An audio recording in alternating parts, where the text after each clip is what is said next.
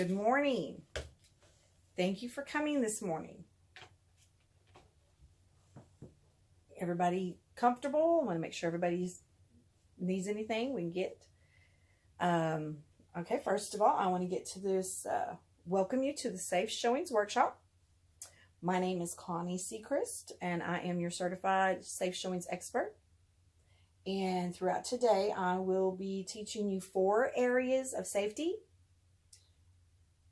to help equip, empower, and educate you to keep you, your clients, and your families all safe. After the class today is over, you should be able to do that with no problem. So we're going to get to the started here. I'm going to get here. We have our first areas. What I'm going to tell you, the 4 areas that we're going to do, excuse me, is situational awareness. I'm going to teach you the OODA loop, leveling the playing field, and decide to win. Each of those 4 areas break down into areas that I'm going to go over a little bit more, that we can break it down to where you can understand it and what it's for and how to learn it so you can be able to live it. I want you to see something really cute. Some of you may have noticed, you may not have, but one of your favorite words is in this. The 4 areas actually spell out sold. It's a really cute thing, but always remember that sold, like so, that's it, exactly like your favorite word. Situational awareness, OODA loop, level, and decide is going. You always sold. So your life should be wrapped around sold even more than you are a real estate agent. All right. Now, first of all, situational awareness. Situational awareness is a superhuman-like ability to observe your surroundings and make detailed assessments about your environment. It is taught to soldiers, law enforcement officers, government agents, and it should be very important to real estate agents to know as well. It gives you the opportunity to identify a threat seconds before everyone else to keep you safe. It helps you to make better decisions in all aspects of your life. It's just daily living. You should be situational awareness every day. Situational awareness is a skill. It must be learned. It enables you to scan the environment and sense danger while maintaining the ability to conduct normal activities. Situational awareness is a choice. You have to choose to be aware, to keep you safe every day. Now, situational awareness, being aware is a choice. This is part of the brain called the reticular activating system. If you choose to pay attention, the brain will monitor your surroundings. It switches on filters that will fulfill your subconscious desire to pay attention by simply telling yourself to pay attention. The RAS will scan your brain for acknowledgement, potential danger when it encounters it. In order to achieve this, you must pay attention and communicate that to your brain. If you do not, you will not recognize the presence of danger. It is always better to say, I knew it, than I know. I know it rather than I knew it. Got that backwards for a second. Sorry. Let me give you a little example. Actually, this weekend, I had others in, but actually this weekend we had the fair. Everybody, I don't know how many of you go to the fair, but I know we had our fair here in Amarillo, Tri-State Fair. I took my grandson to it. It's very crowded. You know how it is. It always is. Always crowded. And my sister and my nephew's son also came. So we had a couple of kids. We had a lot of kids with us. A couple of kids. And the 2 boys, my grandson and my nephew, just loved walking together. They hold each other's hands. There is no holding our hands. They're holding each other's hands. But they have to hold our hands too. Now, here's one of the situational awarenesses with reticular activating system while I was walking with them to a ride. I had my grandson by the hand, and my nephew was holding his hand. So I got him close. They're hanging on, and we're going through the crowds to the one ride they both wanted to go ride immediately. Had to be motorcycles. Had to go ride the motorcycles. Now, I noticed we had a man following behind us. And I noticed out of the corner of my eye that I've been scanning the crowds and stuff, and I've seen this man. He'd been behind us for a little while. Nobody with him. He had no children. I don't know if he was heading to his family. I don't know. And I'm not saying this is going to be one of those scary Walmart, this has happened to me stories. I'm just giving you an example of situational awareness. Now, I was aware of the man being behind us, and I noticed he was getting up closer to my nephew, and he would back off, and he would get a little closer, and he would back off. And as we were walking, and I was telling the boys, and I noticed he got up really closer behind him for my nephew and my grandson. And I said, I'm paying attention. And he got up closer, and I kind of just nonchalantly looked toward him. I looked up his body and straight to his face, and I made eye contact with the man. And he kind of looked shocked, but he kind of was like, no big deal. We just like made eye contact. And basically my thing there was I wanted him aware that I was aware he was getting a little close. Whether he was intentionally doing it, I don't know. And I'm not going to worry about that. Like I said, it's better to know it than knew it. So I looked at the man, and he walked on. A few minutes later, I noticed he was no longer behind us. So like I said, he may have found his family, and he might have been, but then, nowadays we have our stories going around all the time about some children attempted being taken. So I just to be aware of your surroundings at all time. Crowded spaces, non-crowded spaces, parking lots, empty parking lots are the number one dangers. And real estate agents are the number one targets for a bad guy, because you are open alone most of the time, and open houses and sitting, so you have to be aware of your surroundings from the time you get out of bed to the time you go to bed. Even after that, during the night, if you hear anything weird, you got to pay attention. Now, so that right there, my brain told me to be aware of something. And I was already aware, because as I've been at the fair in the past, the crowds everybody starts getting closer. But this is one thing, the boys knew to hold hands. But I knew to be aware. I knew to watch the people and watch reactions. And luckily, like I said, nothing happened. The boys had fun. Our whole family had fun, and we all went home safely.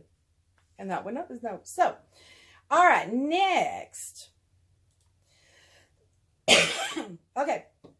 What keeps us from situational awareness? And this is a good example of that also, is what is a good form of situational awareness? Many real estate agents choose to ignore the presence of danger. Yes, exactly. Because you want things to be okay. Yeah. That's called normalcy bias. They will think nothing has ever happened before, so nothing likely is going to happen. Yeah, it should happen to me. It's never happened. It's not going to happen. I'm sure someone's got in their thought that I'm too ugly for somebody to attack. Not. Not. Normalcy bias is a bad thing. I guarantee it. You ladies fix yourselves up to be beautiful before you show a home, don't you? So that, you can't really say anything like that and really believe it. You really need to know there are men out there looking at you. You're beautiful to them at all times. Now, another thing, normalcy bias, everything's okay. Nobody's ever done it, but in the real estate world, we know it's happened. It has happened. It's happened many times where real estate agents have been attacked. Now, we're going to move on. Okay, there is another interrupter of situational awareness. Now it's called focus lock. That's where you're distracted.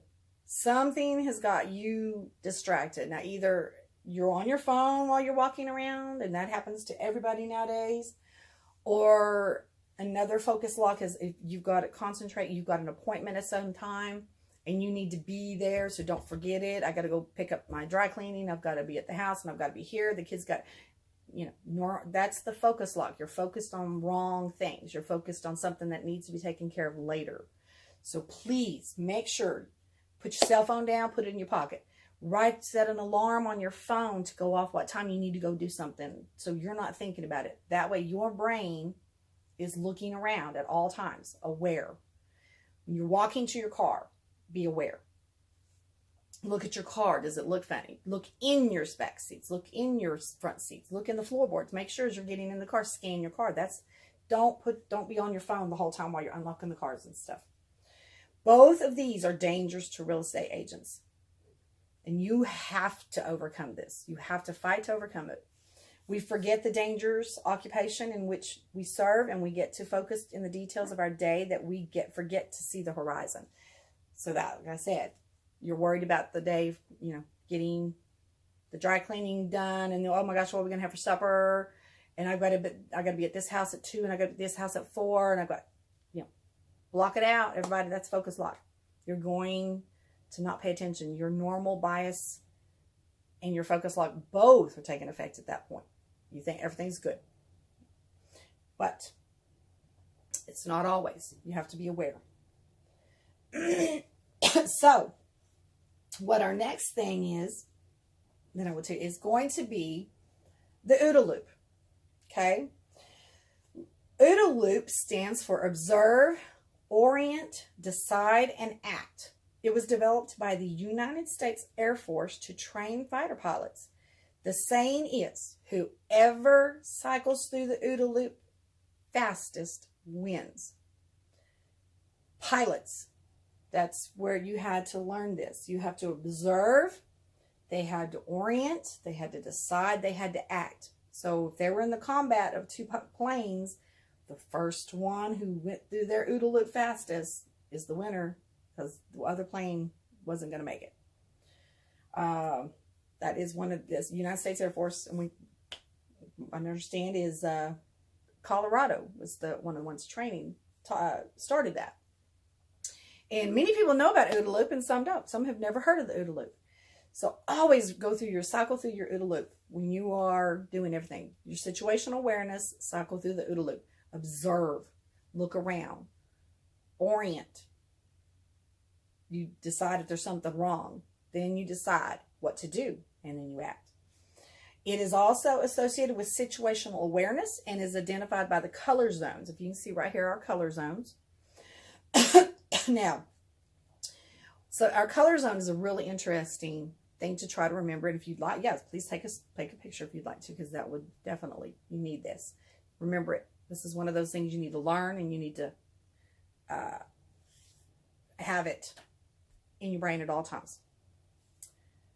White, the color white, is unprepared and unready to take action. Someone who is completely, totally on their phone, not paying attention, walking with their head down, doesn't have a care in the world, doesn't think anything's going to happen to them at all. They are absolutely the biggest target for an attacker, a thief, to be mugged right there. I mean, that's the person that that's the person they look for, is the one in the white, the unprepared.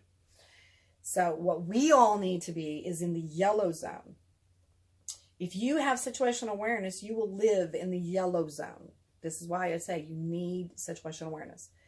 If you live in the yellow zone, notice that you are relaxed in the yellow zone. So you can comfortable, like I was at the fair. I was comfortable. I was not scared. I was not afraid anything. Yes, I didn't think anything would happen. And no, I knew it wouldn't if I was aware. Notice that you're relaxed. And the importance, because if you are nervous or stressed, your attention narrows and you could miss something. So that's what I said. If you get all panicky, then you're kind of going into the orange to the red zone, and you really don't need that. So even if you think, like I said, don't assume someone who's walking too close is going to attack you. You just let that person know in some sort of manner that you're watching them. You're aware. You're not an easy target. Watch out. That's all. That's where you stay in the yellow zone at all times. You keep yourself out of the orange, out of the red. You'll never go to black. The black zone is panic, breakout of mental and physical performance. You freeze. You lose your ability to think when you get into the black zone, and you don't want there. Okay, next, have a plan. Now, establish a baseline or a normal, which is your everyday plans. When you're serving as a real estate agent, you should ask yourself these questions. What is going on here? What is the general mood of this place? What is the normal activity I should expect here? How is this person behaving? And is anything unusual happening or standing out? Now here's the plan. Something that's not on here very much. I'm going to say something, add in here. I recommend that you, at all times, you always let people know where you're going to be. You let them know when you're leaving somewhere. You let them know where you're going to be at what time. And I mean, at like the office, the secretary, let the receptionist, your assistant, someone know at all times where you're going to be. That way, or say, I'm going to text you every 4 hours. And if you don't text, something's wrong. That way they know to be checking on you. That if you're at an open house and you're going to be there 8 hours, they have that plan. So that way it's normal. An example is my daughter goes to work on her days when she's scheduled to go to work. She goes to work 30 minutes to 45 minutes early every day. So they know if my daughter does not show up for work, they know by the time her scheduled time is, she's not already there. They know to be looking for her. They know something's wrong. They know to go look for her. She's broke down, or contact me if she's, something's wrong, because they know her. She's like a dependable thing. You can set your clock by her practically. So you want to make sure your life is kind of that same way. If you're supposed to be somewhere by 2 o'clock and you're not, they need to know, are you supposed to be somewhere else? Are you supposed to be, did you drop off to get a Coke? Text somebody and say, hey, I'm stopping off to go grab a bite before I go to that showing. Okay? Be normal. Then this way you have a plan always to, that's your normal activity. And then they know to monitor each other. Okay, look, and then if you're in a situation like you're going to a home and there is somebody already there, they show up early, they're looking around into the windows, you want to make sure that that person is not casing the house out to be inside when you get there. So look for someone who's acting strange too. If you show up into these deals, a submission, whether they're comfortable or uncomfortable. Always check your six. Like they said, always check your six. Always look behind you. Always look for people walking up behind you. Always. If you're talking to someone and are they interested or disinterested? If they're talking to you about a house and they don't sound like they're interested in actually buying, it would probably be best that you text someone and say, hey, I might need something. I might need somebody to bring me something. And then that way they're kind of alerted. Also, whether they're acting natural or they're acting distracted. Is the person trying too hard? I mean, are they really, really, really talking to you, even they don't look like someone who's wanting to buy a house, but they're trying to get you into a certain room of the house maybe? That's the kind of things you want to watch for. That's the stuff that you need to be on the alert for. Have a plan based on what you observe. As you're observing, identifying a threat or an imposing situation. Seconds matter. If someone is trying to lure you into a room at a showing, you're at a home, they're trying to lure you to one specific room, and one of the things there is make sure they walk in first. Also make sure you know the layout of the house first. You make sure everything looks good to start with, like having checking the doors, make sure they're all locked or unlocked. Then think, what are you going to do? Okay, if this person is trying to lure you into a room, what are you going to do? The plan must already be established in practice. This is one of those things, muscle memory. You must develop muscle memory. Implement the plan effectively and efficiently. Muscle memory. Couple of things come to mind when you do muscle memory. What is the first thing you were taught if you catch on fire? Yep. Stop, drop, and roll. Exactly. Everybody knows that. It's muscle memory. It's built in. You know it. We all know it. So you need to do the same thing. Muscle memory. I mean, I'm going to say, when I worked at Emerald College at the library, we had a safety word. If anything happened because we were there late nights quite a bit, when we had a safety word that if we called the security department and we actually used the term, we need to get a message to Mr. Black.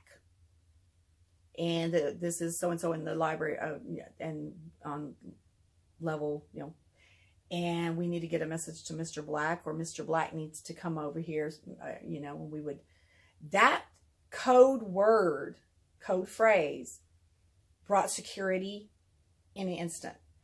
Code Black meant there was something wrong. And that is a 100% great thing to do. If you set that in your offices, if everyone did something like that, like red folder,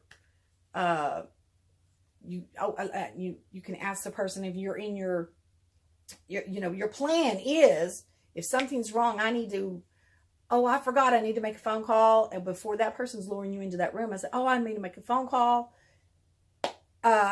I forgot I have an appointment, so I need to get some paperwork done. So you're immediately dialing the phone and you're calling before they even stop you. You want to get that phone on, and you call your assistant, receptionist, whoever you got, speed dial. You put them on speed dial, and you tell them that I need that red folder off my desk to be mailed. I need that red folder. Or a red envelope needs to be mailed today. Whatever, something. Use a code word. All y'all decide of a code word. Come up with something that you can all know, that immediately when they call you and they say they need that red envelope mailed, it's time to call the police, and here's where she's at. Okay, that's the code word. You got something red, black. I mean, you do however y'all come up with something. That way, also, that person's on the phone. They can walk out of that room. You're out of that room. That person's in another room, and you can go into a different room. You can even, if you know the house has got locks, lock it. You're safe then, because that person, that person's trying to lure you into somewhere. Or like I said, you just keep walking around away from you. You keep that person in front of you. Don't let them get behind you. That is going to be one of the things. Also, implement in our minds, there's the neurological reaction to fear. We see the threat, we analyze the threat, we figure out what to do, and imagine actually doing it. Now, that's why you want to do this. This is how you learn it, by always thinking about ways to protect yourself, always thinking of the situations that can happen, not the ones that you hope and pray never, ever happen. But it must go through the process twice before it connects with the body to actually move. If you can't go through this process quickly, you will freeze. And again, that's when that person wins instead of you. So you want to stay 1 to 2 steps ahead of that person. Observe, orient, decide, and act. If you decide you need help, that's when that text, red folder, call, whatever, red envelope, mail that envelope for me. Or Mr. Black wanted me to call him at such and such time. Something, anything that works. But it must go through the process twice. So cycle through your OODA loop by having a practice plan. Practice it. Do it every day. All right. Oops, sorry, I went too fast. What about that? Okay. Now, here's another thing this is what's going to help you. This is where I come in. Now, weapons. Level the playing field. How many of you carry some sort of protection to protect yourself? Yes. Okay. quite a, okay, couple. Here, I know we're in Texas. I know a lot of people carry. Yeah, definitely. Okay, so stun guns, Coubatons, pepper sprays are all non-lethal alternatives to handguns. For those of you who do not like handguns, you don't, like you said, some people don't like handguns. So these are our next defense right here. This is our next defense. The purpose is to disable an attacker long enough to allow you to escape a potentially dangerous situation. Because many are disguised like, oh, I don't have it. I don't have it. Hold on. Okay. Like our damsel in defense got you stun gun. I'm hope to have one of these soon. I really do. There is an element of surprise that gives you an upper hand. The power behind the punch, the stun gun. This can level the field. It's an equalizer. It can give a good punch. Levels the playing field and gives you the opportunity to get away. Stun guns are always portable and easily carried and concealed. As you can see, this one is definitely concealed to where it looks like a normal item in real estate agent, realtor, broker, clients. Anyone could be carrying this and it not look like you're about to attack your own client. You don't scare your clients with then something like this might. Now this is everyday things that I don't think, they probably won't even pay attention to what this is. You're carrying that, it might not. It may think you're scared of them. So this is what you will reassure them. If someone asks you why you're carrying a stun gun, or you're afraid of them, you make sure, no, I'm protecting myself. I'm protecting you also. So when you go into houses, you want to make sure you're protecting everybody. You check the house over. You have this. Or this one. Okay. Now, why damsel in defense? Damsel in defense has a lifetime warranty on their products. And commits to replace the product for free if it is used or damaged in self-defense, as long as you have a police report. If you ever have to use it, call the police. Any time you've ever used this thing on anyone, you are to call the police. That way they know you were attacked. They know to be watching for that person. They can find that person. Also, Damsel in Defense is committed to keeping you safe and supports a lot of charities also. Some of our charities are the Damsel House. We have the RAINN. We have the RAIN.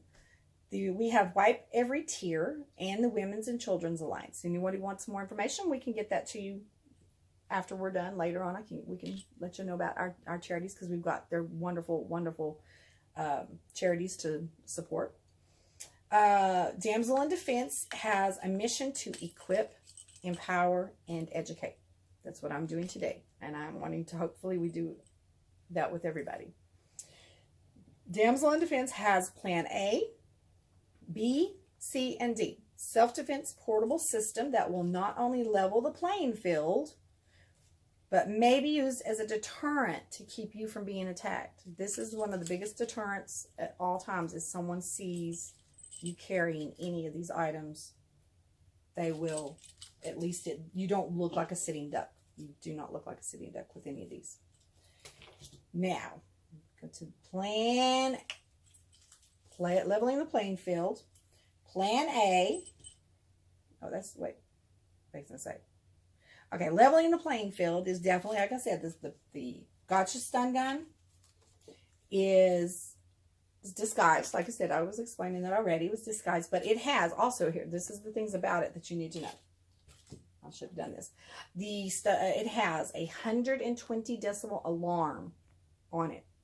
So not only the neighbors in the next house is going to hear this. If you set that all off and they hear that, they're going to come running. It also has a power bank. So if your phone dies, you can plug it into this and charge your phone. It comes with USB wall and car chargers and a disable pin. And we also have the bling it ups. So you can make it look fancy. fashionable while you're wearing it. So put that on that, and it looks gorgeous. So, and like I said, you don't look too dangerous to a client. Okay. Also, our pepper sprays. We have our pouch of peppers, and we have our hardcores, and the beautiful different, so many different colors. We have a couple of different variety colors. This is 18% oleresin capsaicin, which is 200,000, no, sorry, 2 million Scoville. It's the heat index. So those of you who know the heat index. I have a nephew who loves peppers. So yes, heat is a big thing when it comes to bread.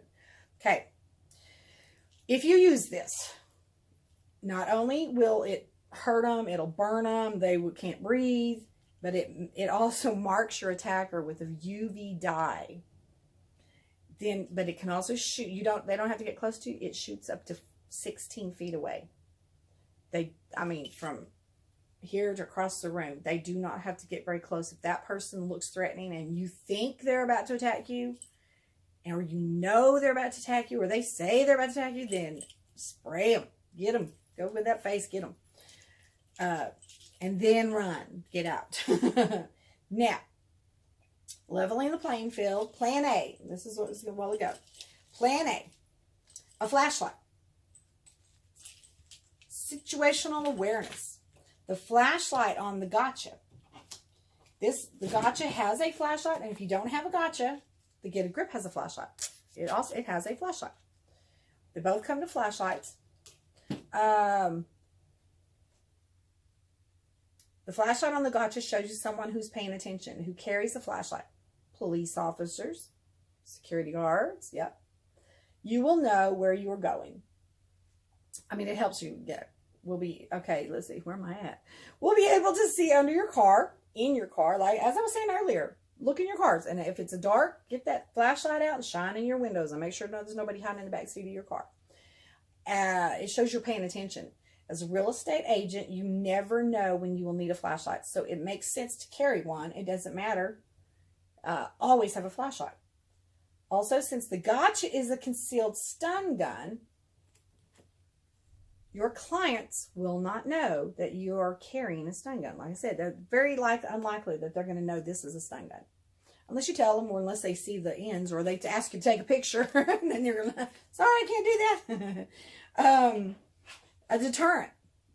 One of the things, a deterrent, shot across the bow type thing. The stun gun's loud bark. That warns the would-be attacker that you have a weapon and will fight back. This will mark you as a hard target. Attackers are looking for someone who is vulnerable. So if you're being followed, throw that shot across the bow and reduce your risk of being attacked. You cannot do this with any other weapons. Now, this is what Now, this is the thing. If you do have a client and you accidentally, or you feel threatened, you're not sure, iffy, there's another warning. So say you're looking at something, you're showing them a closet, and you accidentally, everybody be ready. You accidentally, they think you accidentally, but you're actually, in a way, doing a warning shot. That's your shot across the bow, just to make sure that person knows you're not going in that room by yourself. They can go first. And then they may change their mind. But there's also, just by, if you think somebody's, like I said, you just do that, they're going to go the other direction. They're not going to come after you. They do not want that. So you have your flashlight as you're looking, and then you do that, and they're going to go the other direction. Now, that's plan B. Now, plan C, if you are attacked. Now, I have forgot to do this. This is what I've been doing. I was doing this the whole time. Here's the thing. Okay, the plan C, stun gun fight back. If you are attacked, you can fight back with a stun gun, unlike a taser. Now, here's where the difference between the taser and a stun gun. Tasers have cartridges and can be only used one time. This is the one the police use with the barbs, and they shoot it into you, and they have to be like removed. Usually MTs have to remove it.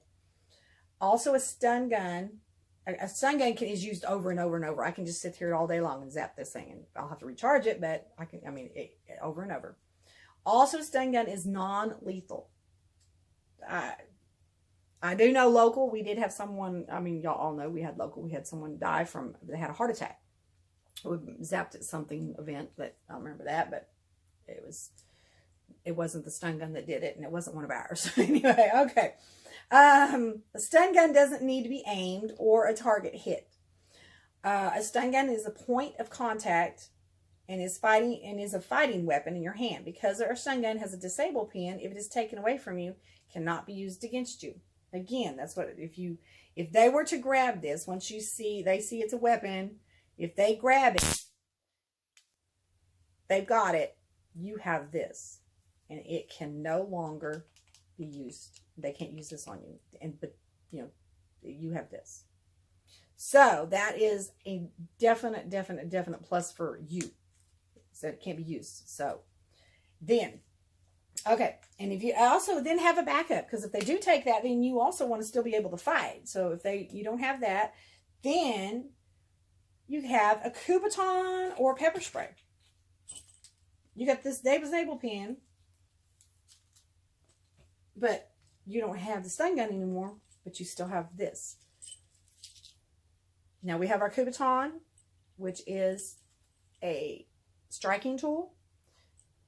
Put your finger, wrap that thing around your hands and go for the soft spots. You go for their eyes, you go for their necks, you go for their yeah, exactly. Go for that crotch. Yes, go for the groin. Go for anything that you think that's going to hurt. You're going to hurt them, and you're going to hit hard. Don't do it lightly. Just go. And if you have your keys and it's on your, I was going to show y'all that too. We also have pepper spray that you spray them too. I'll get back to that in a second. I want to show y'all something else too. Just a second. Now, here's the different things too I want y'all to do. While we're doing this, while we're leveling the playing field, and one of the things I want to show. Another muscle memory, I think, that I want to do. I'm just going to add this in here real quick. Another muscle memory is women are always taught to do this with their keys. Interlace those between your fingers when you're walking out, right?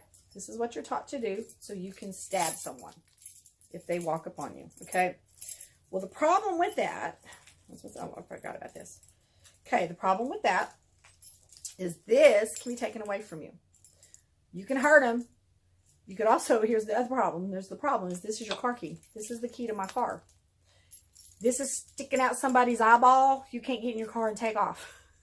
Yeah, I know. That was the kind of, that I had to say that one. Okay, so but your car key is over here. You can't get in your car. So the best thing to do is you leave your keys in the ignition of your car, or you have them in your purse, whatever. You have these on here. These are hooked on. Now I have mine so I can release my car key and then get my house if I need to. But I have also put my stun gun on here. So if we have our stun gun and our Kubotan and our car keys, we want to be able to get this, not this, in their possession. If they do take this away, they have this, they don't have your car keys, you can get in your car. But if they have your car keys, you can't get in the car and get away. So you want to make sure you're able to get away also, not just get them. You got to be able to get away and get out. So usually it's your car. So that's the other thing. But I love the breakaways